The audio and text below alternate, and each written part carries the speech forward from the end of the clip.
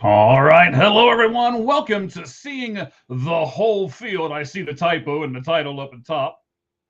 The history of spring training, part 3, is what we're going to do right now. Now, in part 1 of the series, we did a small introduction and told you how cities like New Orleans, Louisiana, and Hot Springs, Arkansas were instrumental in the beginnings of spring training.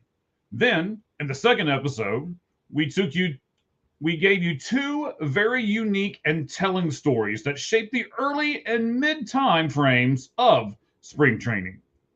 One on St. Patrick's Day, and the other how a gas station slash hotel slash taxidermy collection kind of thing paved the way for the Cactus League.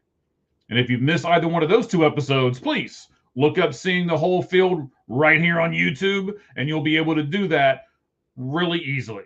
But today, we wrap up the history so that we can, I guess I'll tell you in a minute, but first of all, let's kick that music in, shall we?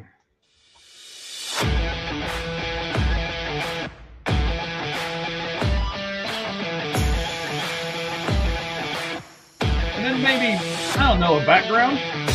Oh, there we go.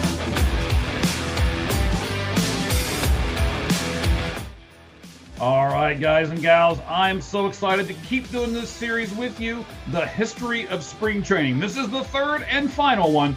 Some of you may be looking at us live right now, or you may be going, wait a minute, this wasn't supposed to be out till tomorrow. Well, I changed my work schedule a little bit. I have to work extra tomorrow. I knew I wouldn't be able to do all of it. So I went ahead and I'm going to do it right now, tonight, and it'll be available for you tomorrow. Some of you, it probably is tomorrow, and you're just like, oh, there it is. Yes, there it is.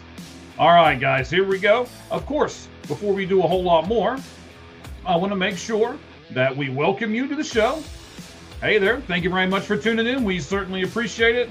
And then, of course, you all know what to do. Like, subscribe, hit that bell for notifications so you never miss a video. You know, in case I decide to do one the night before. Okay, guys. Hey, thank you very much for joining us.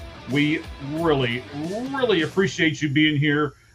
Thank you very much for everything that you're doing as far as keeping us going here on All Gloves Off Sports Media, whether you're with us on X, All Gloves Off SM, whether you're with us on Twitch, whether you're with my personal Facebook account, or whether, of course, you're with us on YouTube.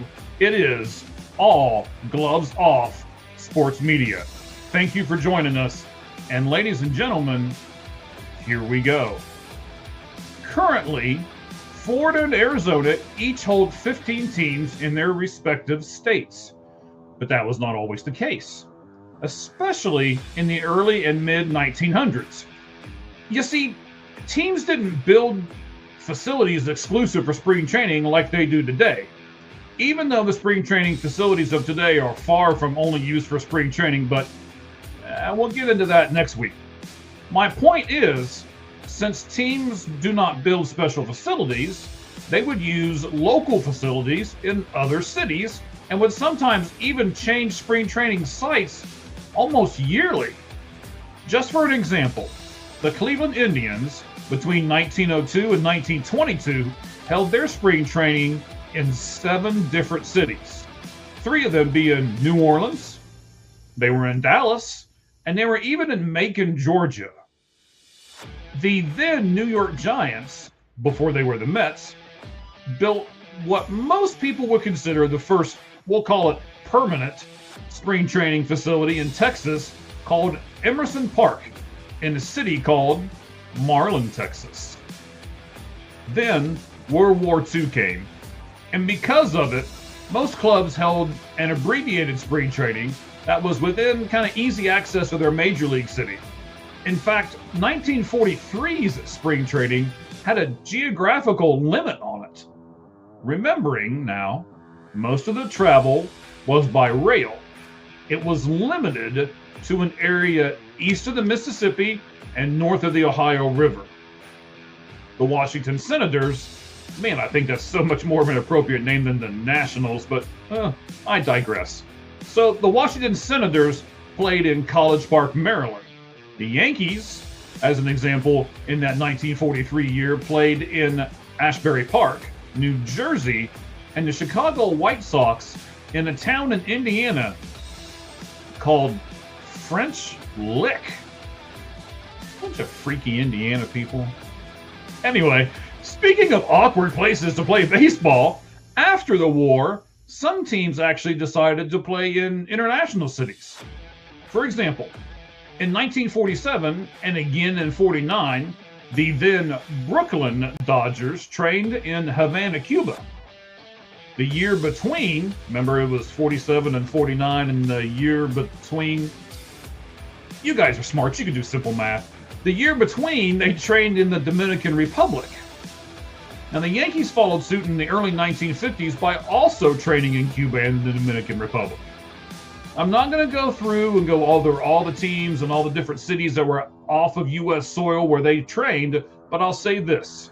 There were camps held in Mexico, in Puerto Rico, and even in Hawaii. You also had some teams that were exploring the western half of the United States at the same time. In 1919, a man by the name of William Wrigley Jr., who was made famous by Wrigley chewing gum, Google it, young people, invested heavily and owned most of Catalina Island. In 1929, he built this huge casino on the island, and then he moved the Chicago Cubs to the island for spring training, a team in which he owned from 1921 to 1951. Before the Angels were confusingly known as the Los Angeles Angels of Anaheim, right? They were simply the California Angels. And they held their spring training facilities in Palm Springs, California, from 1961 to 1993. Two more teams were given the West a shot all at the same time. The Padres went to Yuma, Arizona, from 1969 to 1993, and the A's were literally trying their luck in Las Vegas through the majority of the 1970s. That's kind of our wrap-up of the history of spring training. Next week, we're going to focus on spring training of today, how it's changed, what you can expect, and we're really going to put a focus on the Cactus League since I live in Arizona. Not that I'm bragging, but it's beautiful out here. Since I live in Arizona and I absolutely love spring training, I'll get you all caught up. We'll talk a lot next week about what you can expect, whether you're an adult, a kid, or just a big kid. I can't wait to bring you up to speed, like, 100 mile per hour fastball speed. But then again, before we conclude everything, make sure you're with me and my buddy Cheese as we do the Lights Out Sports Podcast every Tuesday night, 6 Mountain, 7 Pacific, 8 Central Time. And of course, all the other great shows right here on All Gloves Off Sport Network, like the Red Hot Reds and Sir Hans Sports Era. Make sure you check us all out. Seeing the whole field, the Lights Out Sports Podcast, and everything else. And while you're doing so, tell your friends, comment below, and then do me one more thing. Don't be afraid to sling it, swish it, or swing it. Because what happens is you miss 100% of the shots that you don't take. All right, everybody. Certainly appreciate it. Thank you very much for being with us. And until next week, when we talk about the modern day spring training, thank you for everything.